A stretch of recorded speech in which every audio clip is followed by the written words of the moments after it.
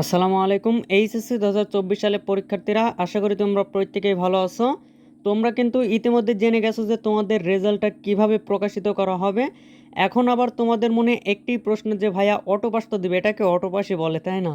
তো যাই হোক, অটোপাস তো অনেকেই প্রশ্ন করে যে ভাইয়া অটোপাস তো দিবে, এখানে কি প্রত্যেকেই পাস করবে? হ্যাঁ, এই বিষয়টা নিয়ে আজকে আলোচনা করব যে কাদেরকে পাস করিয়ে দেওয়া হবে এবং কাদেরকে ফেল করিয়ে দেওয়া হবে এবং কীভাবে খাতাটা দেখা হবে, এই বিষয় নিয়ে কিন্তু গুরুত্বপূর্ণ কিছু কথা বলবো। তো দেখো, অটো পাস বলতে যে প্রত্যেকেই পাস করবে, তুমি যেমনই পরীক্ষা দাও না কেন সে ঠিক ওইটা দিয়েই যদি তোমাকে পাস করিয়ে দেওয়া হতো তাহলে তো হয়েই গেল, তাই না? না, অটো পাস মানেই যে তোমাকে প্রত্যেককেই যে পাস দিয়ে দেবে, 100% পাস দেবে তা কিন্তু না। তোমরা যে কয়টা পরীক্ষা দিছো, একটু ভালোভাবে খেয়াল করো। তোমরা যে কয়টা পরীক্ষা দিছো, হ্যাঁ, এই কয়টা পরীক্ষার মধ্যে তোমরা যদি যে কোনো একটা এক্সাম খারাপ দিয়ে থাকো বা যে কোনো পরীক্ষাতে তুমি যদি ফেল করে থাকো, আমি আবারও বলতেছি, তুমি যে কয়টা পরীক্ষা দিছো না কেন সেই কয়টা পরীক্ষার মধ্যে যদি তুমি ফেল করে থাকো তাহলে কিন্তু তোমাকে ফেল দেওয়া হবে। অটো পাস বিধায় যে তুমি পাস করে যাবে এটা কিন্তু না।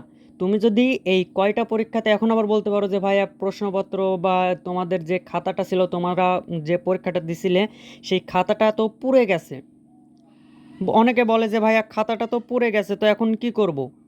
তো খাতাটা পুড়ে গেছে, এখানে কিন্তু প্রত্যেকের খাতা পড়ে নেই, ঠিক আছে? কিছু বোর্ডের খাতা পড়ে গেছে, তাদের বিষয়ে কিন্তু আলাদাভাবে তদন্ত করা হয়েছে এবং তাদেরকে কিন্তু আলাদাভাবে রেজাল্টটা দেওয়া হবে। অটো পাস বলতে তাদেরকে পাস করে দেওয়া হবে, কিন্তু যাদের খাতাটা বর্তমানে অক্ষত আছে তাদেরকে খাতাটা কিন্তু মূল্যায়ন করা হবে। এবং যারা মূলত খারাপ পরীক্ষা দিছো বা এই কয়টা পরীক্ষার মধ্যে, এক কথায় আমি বলি, যারা এই কয়টা পরীক্ষার মধ্যে ফেল করেছো তাদেরকে ফেল করিয়ে দেওয়া হবে। আজকের বিষয়টা এটাই, যারা এই কয়টা পরীক্ষাতে ফেল করেছো, একটা পরীক্ষাতে ফেল করলে তুমি কিন্তু ফেল, তোমাকে পরবর্তীতে আবার ওই পরীক্ষাটাতে দিয়ে কিন্তু তোমাকে পাশ করে পরবর্তী ক্লাসে উঠতে হবে। আশা করি তুমি ক্লিয়ার হয়ে গেছো। তো আমি আর বেশি কথা বাড়াবো না, আমাদের এই চ্যানেলটা খুব একটা বেশি কথা বাড়ায় না। তো দেখা হবে নতুন কোনো ভিডিওতে। আসসালামু আলাইকুম ওয়া রাহমাতুল্লাহ।